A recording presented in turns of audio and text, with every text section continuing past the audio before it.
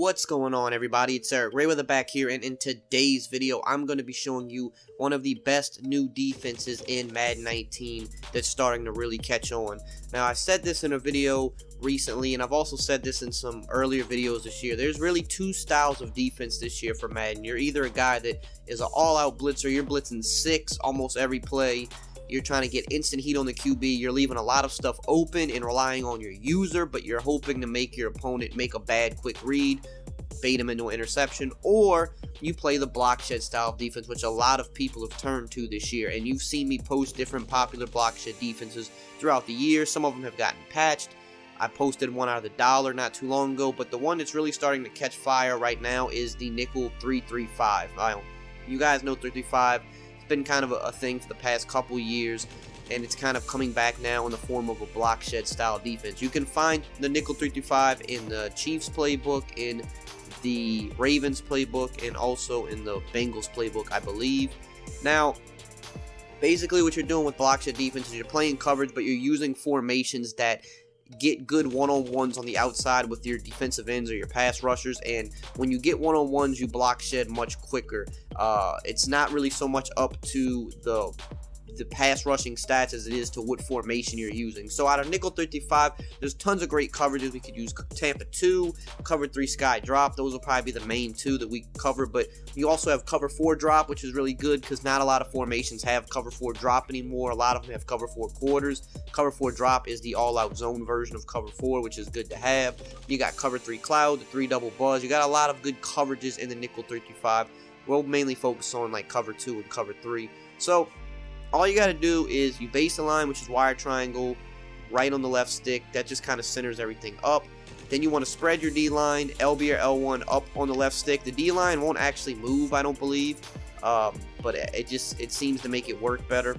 And then you want to crash your defensive line out, which is LB or L1 up on the right stick. Now in Tampa 2, you have this guy here. You can leave him blitzing if you want an extra rusher. Sometimes he'll actually come off the edge untouched and just get like immediate heat on the QB, which is nice. But he's kind of like a free, he's a wild card. You can leave him blitzing sometimes. You could man him up on somebody like this, or man him up on the outside guy, just depending on what you think he's gonna do.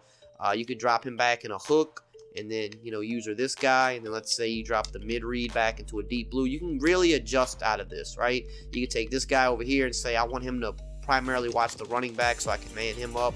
Or I could put him in a hard flat so that he shoots the hard flat and takes the running back. You can do whatever you want. You're going to mainly worry about covering the middle of the field. You don't have to make all these adjustments, but I'm just showing you different things you can do. When you have 8 in coverage, you have a lot of freedom to make adjustments, and you can pretty much adjust to anything your opponent wants to do.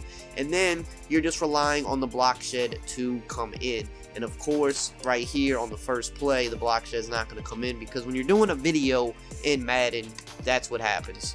Stuff does not want to work on the first try, but we'll go ahead and run it again, and you'll see majority of the time you're going to get quick block sheds from your defensive end. You see how they're kind of like spinning off, and that's exactly what you're looking to get right there. And you saw both defensive ends get the same animation there. Now with a block shed defense, with most block shed defenses, there was a glitchy one early in the year where you would get the automatic shed every time.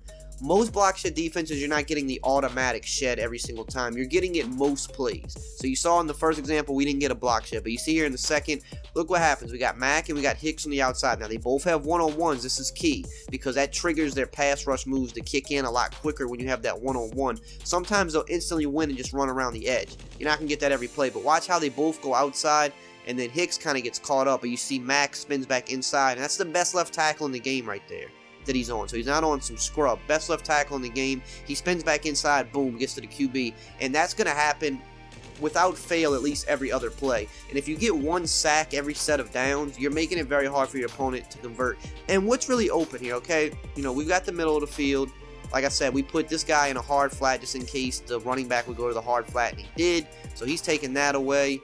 We're over the middle. Now right here, you could say, okay, this guy's coming open. So if you made that read right now, you could hit it. But I mean, just that quick Khalil Mack's coming, and that's what's good about block shed style defenses, is that basically what's happening is you're having 8, maybe 7 guys in coverage depending, and you know that you're getting to the QB in at least, most of the time, like look how quick we got to him that time. You're getting to the QB in at least 3 seconds flat.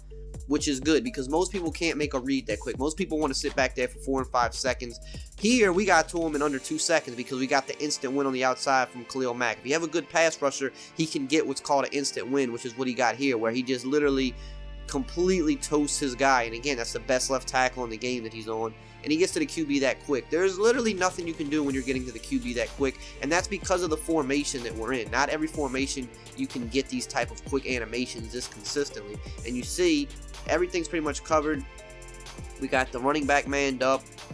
Okay, we're taking the middle. You could have maybe threw a quick out right here, but even at that point, I mean, if you try to wind up and throw it right here, you're getting hit by Mack. You know, so we got the middle, and then I left this guy in a mid-read this time instead of dropping him all the way back so that he would take, you know, this guy coming across. He'd be able to undercut that. So it's all about really making the right adjustments with this, because you know that without fail, you know, you're gonna get the, you know, you're gonna get the right kind of block shed that you need. You're gonna get the pressure. So it's all about you making the adjustments to make the your opponent, you know, have to hold the ball a little bit longer. You see, again, look how quick they both came free that time, but Mack's a little bit better, so he got to him quicker. It's all about making the right adjustments, kind of feeling your opponent out, because if you can make him hold the ball for 2 to 3 seconds, you're pretty much guaranteed to get a sack or have him scrambling out of the pocket. You see here, like, I'm running the same play, obviously, which is what a lot of people do online. So I started making adjustments. I said, okay, I'll put this guy in a hard flat so that that quick out is taken away. I put this linebacker in a hard flat so that that flat's taken away. I'm going to cover the middle here, and then I'm letting this mid-read kind of free roam here and say, okay, you know, you have to watch anything coming over this way. If somebody tries to throw this, it's your responsibility to try to make a play on it. But you're making these reads. Let's say you're looking to the flats. You look left flat. Oh, that's covered. You look right flat. That's covered. And then now you're looking upfield. Khalil Mack's on your back. And then you have Akeem Hicks from the other side coming free. So we'll switch up to like a cover 3 now. Same thing, base the line, spread line, crash out. Now with cover 3s, typically I play underneath because deep crossing routes and stuff like that, you're still not going to be able to stop with the computer anyway. So I'd rather play hard flats and know that I can shut down the hard flat area at least, and know that you're not throwing quick flats, and I know that the block shit will get there before a lot of the later routes develop anyway. So that's just kind of how you have to play this. So you see here, I'm just kind of free roaming, playing a little further back that time because of the defense I was in didn't require me to play shallow with my running back or with my linebacker, because you see here, I didn't have to worry about Jimmy Graham because we're in a cover 3 now. So this linebacker, I have him in a vert hook. He bumps Jimmy and then undercuts him. So me as the middle linebacker, I see that. Again, my hard flats are taken care of because I shaded down on both sides of the field. My hard flats are taken care of. Jimmy Graham's taken care of. So me on this middle linebacker, once I see that Trevathan's got Jimmy Graham pretty good, and then I know I also have help over here on the left, I start drifting further back now.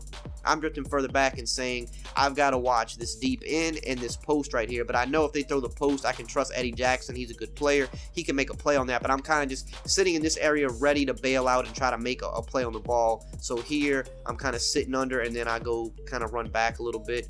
But you can see, again, the block shed's coming quickly. Now, this time, Khalil Mack actually did get double teamed, which doesn't typically happen. But he's not going to get that free release because he got double teamed. But it's okay because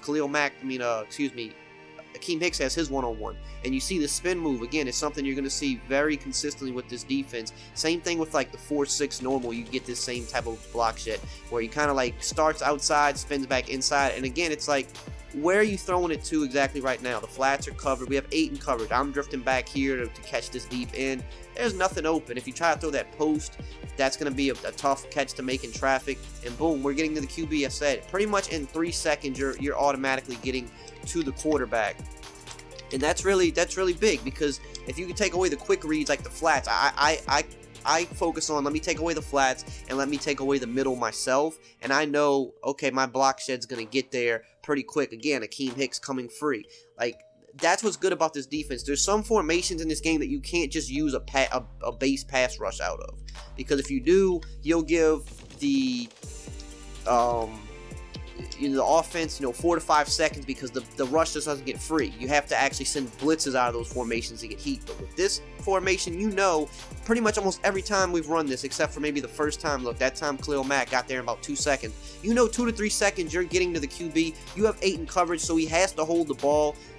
If you take away the quick flats, he really has to wait for deeper developing routes, and you're not going to consistently get that type of time. And all you really need against most people is 1 sack every set of downs. You make them lose 5 or 6 yards, and then they lose that down on top of that, it makes it hard for them to convert on those long yardage situations. So nickel 3-3-5, definitely something you should check out. Use all the coverages, not just cover 2 and cover 3. Use the cover 3 cloud. Use the cover 4 drop. Mix it up. This one's going to be a little better at stopping the run than the dollar, because you do have, you know, these 6 guys. You have the 3 linebackers that are in the box. You're stopping the run out of this. You're going to have to manually shoot gaps.